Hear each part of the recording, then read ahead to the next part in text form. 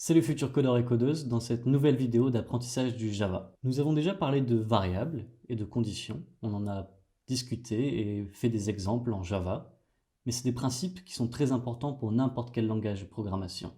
Aujourd'hui, on va parler d'un autre principe qui est fondamental dans la programmation, ce sont les boucles, ou en anglais, loop. D'ailleurs, vous avez sûrement déjà dû remarquer que quand je vous donne du vocabulaire technique français, je vous le donne aussi en anglais, car la programmation est un milieu très anglophone. C'est donc important que vous ayez le vocabulaire dans les deux langues, car vous trouverez beaucoup de documentation et d'autres ressources en anglais en ligne. Mais avant de voir les boucles en Java, qu'est-ce qu'une boucle et à quoi ça sert? Eh bien, une boucle permet simplement de répéter du code, de le faire plusieurs fois, autant de fois qu'on le veut. Le nombre de répétitions va être imposé par une condition. Une condition très simple pourrait être, par exemple, fais ce code 100 fois. Et une fois que les 100 répétitions ont été faites, on passe à la suite. C'est donc un principe très simple, mais voyons maintenant à quoi ça ressemble en Java.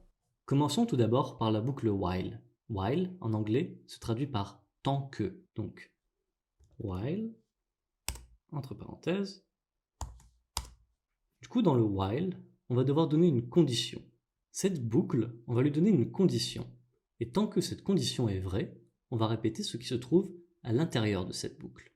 Quand cette condition est fausse, on arrête la boucle et on continue la suite du programme. Comme nous l'avons vu dans la vidéo précédente, quand on parlait de conditions, le résultat d'une condition est un booléen, true ou false.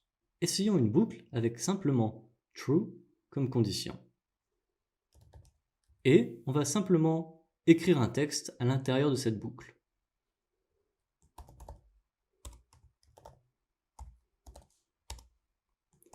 On va réutiliser notre très fameux Hello World. Exécutons ça.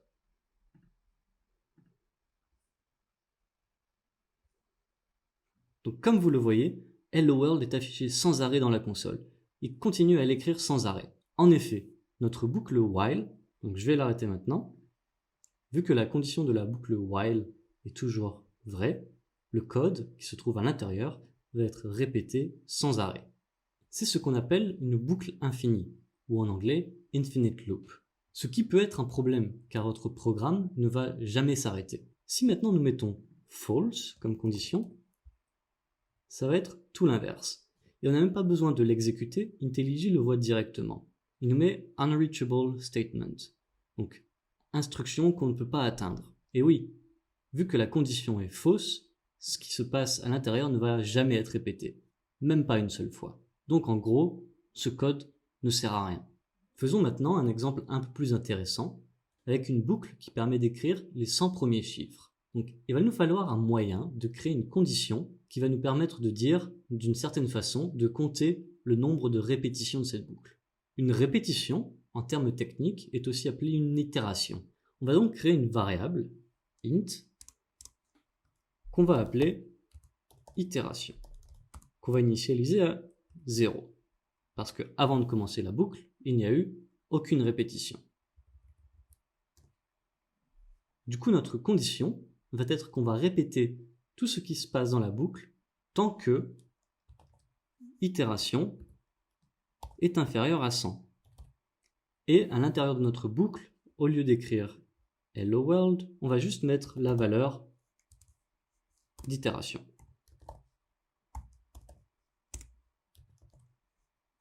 Ok, regardons ce que ça donne pour l'instant.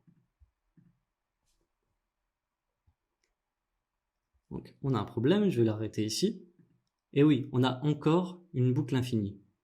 Vu que la variable itération ne change pas de valeur, ce sera toujours inférieur à 100 et ça ne va jamais s'arrêter. On aura toujours en console une valeur de itération qui vaut 0. Il nous manque une étape qui est très importante et c'est l'incrémentation. Incrémenter veut simplement dire ajouter 1.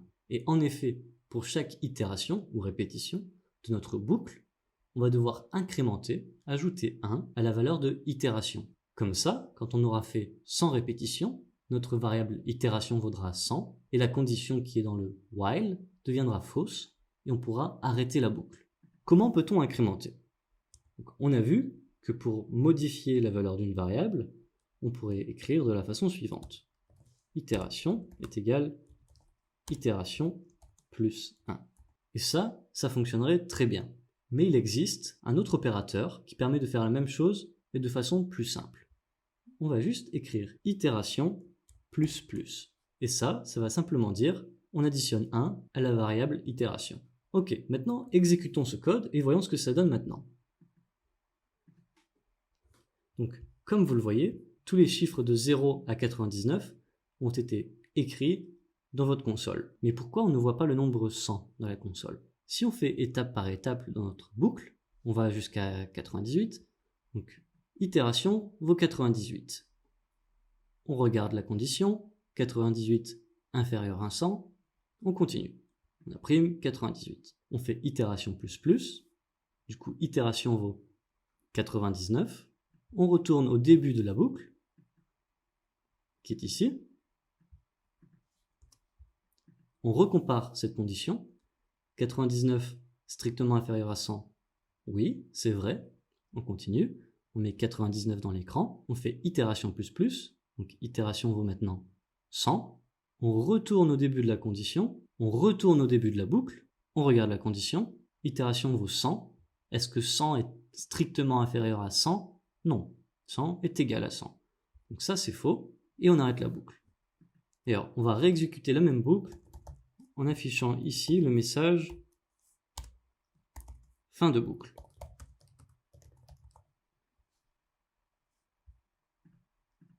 Exécutons. Voilà, vous voyez que quand la boucle est terminée, on continue le reste du programme. Mais moi, je veux 100 dans la console. Donc je vais juste mettre inférieur ou égal à 100. Du coup, quand itération vaudra 100, 100 est inférieur ou égal à 100, bah oui, vu que 100 est égal à 100, on va pouvoir imprimer ici, on va le mettre dans le terminal, on va faire itération plus plus, itération vaut 101, 101 est supérieur à 100, la condition n'est plus vraie, on finit la boucle et on continue. Exécutons ça pour vérifier, et ça marche donc très bien. Un autre type de boucle qui existe en Java est le do-while. Comme vous le voyez avec cette nouvelle structure, le code qui va être répété dans la boucle se trouve entre les accolades après le do. Le while se trouve après les accolades et on met la condition entre les parenthèses du while. Et cette différence va être importante, étant donné que le code qui se trouve après le do va être exécuté avant d'aller jusqu'à la condition du while. Ainsi, même si la condition est fausse, dès le début, dans le while, ce qui se trouve dans le do va être exécuté au moins une fois. Donc, avec l'exemple que je vous montre à l'écran, on a toujours notre variable itération, on entre dans la boucle avec le do, on fait itération plus plus, donc itération vaut maintenant 1, on va afficher dans la terminale la valeur d'itération, ce qui vaudra 1, et après on regarde la condition. Et on voit bien que là, la condition devrait retourner faux, parce que itération inférieure stricte à 0, c'est faux, parce que itération vaut 1. Mais on aura quand même exécuté tout le code qui se trouve dans le do une fois, et après on arrête la boucle. Vérifions ça, et on a donc bien le résultat auquel on s'attendait. Et enfin, et c'est sûrement la boucle la plus populaire, la boucle for, c'est traduit en français par pour. Donc, écrivons cette boucle for.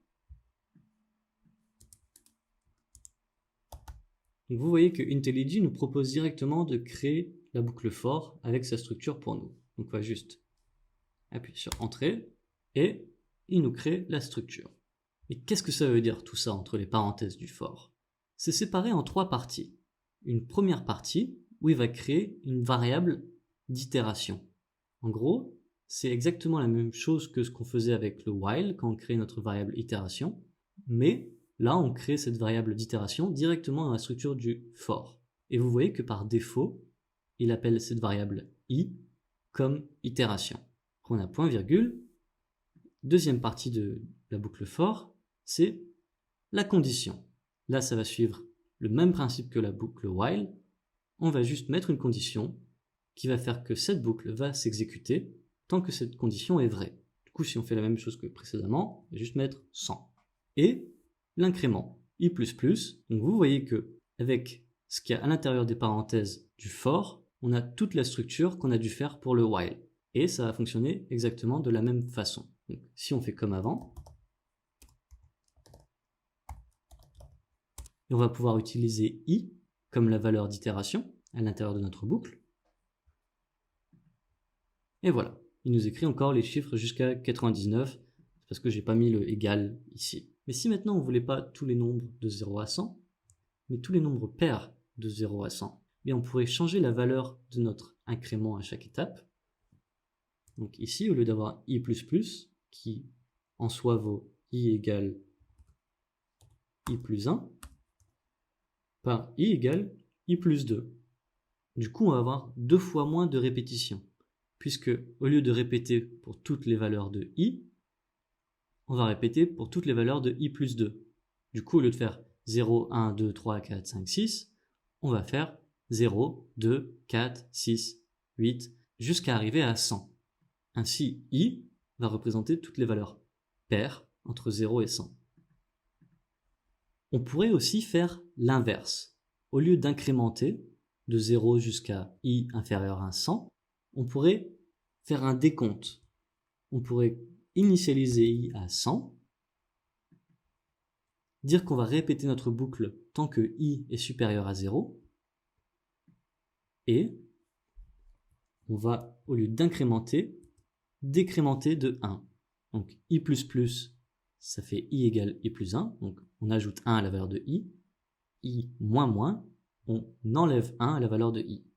Donc i va avoir 100, 99, 98, jusqu'à arriver à 0. Voyons ça.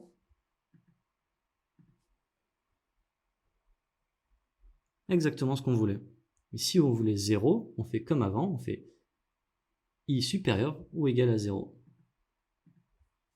Mais peut-être que vous vous demandez quel est l'intérêt d'avoir deux boucles différentes si en soi elles font exactement la même chose. Et dans quel cas je vais pouvoir choisir while ou choisir for comme boucle. Eh bien on va utiliser la boucle for quand on sait exactement le nombre de fois que l'on va devoir répéter notre boucle. Puisque comme on le voit dans la syntaxe nous oblige de créer un compteur et un incrémenteur dès le début. Tandis que la boucle while est plus libre. On a juste une condition à donner. On peut donc l'utiliser dans les cas où on ne sait pas exactement le nombre de fois où on va répéter, quand la condition dépend d'autre chose que d'un simple compteur. Un bon exemple de ce choix serait pour lire un texte qui se trouve dans un fichier. Donc vous avez un texte, vous pourriez utiliser la boucle for pour, par exemple, récupérer les 20 premières lignes de ce texte.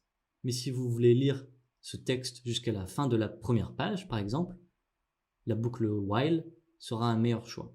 En gros, quand vous hésitez sur quelle boucle choisir, si vous pouvez tourner la phrase de la manière où vous pouvez mettre un chiffre, par exemple, je dois répéter ça 100 fois, ou je dois répéter ça x fois, x pouvant être la valeur d'une variable.